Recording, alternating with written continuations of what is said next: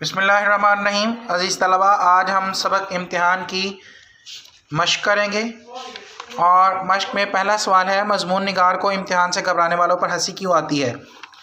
तो हम जहाँ लफ्ज़ मज़मून निगार लिखा हुआ है, अगर सवालिया पेपर में लफ्ज़ मज़मून निगार आएगा तो मज़मून निगार ही इस्तेमाल करेंगे। अगर लफ्ज़ मुसन्निफ़ इस्तेमाल करता है तो मुसन्निफ़ का लफ्ज़ इस्तेमाल करेंगे।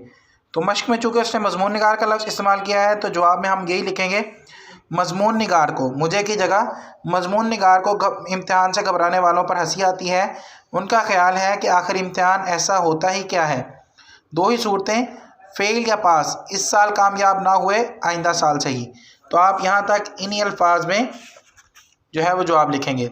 दूसरा सवाल है, जो इम्तिहान के दिन करीब आते जाते मज़मून निगार के दोस्तों और हमजातों पर इसका क्या असर पड़ता।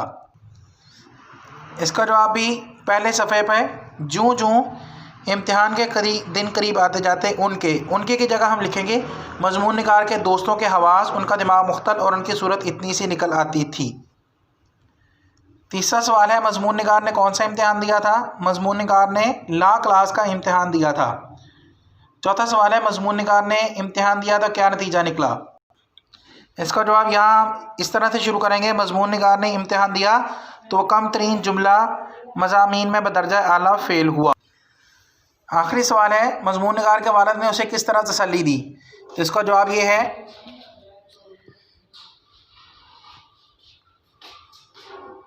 मज़मून निगार के वालिद ने मुम्तहिनों को बहुत बुरा भला कहा। मज़मून निगार की मेरी की जगह आप लिखेंगे मज़मून निगार की अशकशोई की और फरमाया, बेटा कोई घबराने की बात नहीं, इस साल नहीं आइंदा साल सही। आखिर कब तक बेईमानी होगी, 100 दिन चोर के तो एक दिन शाह का।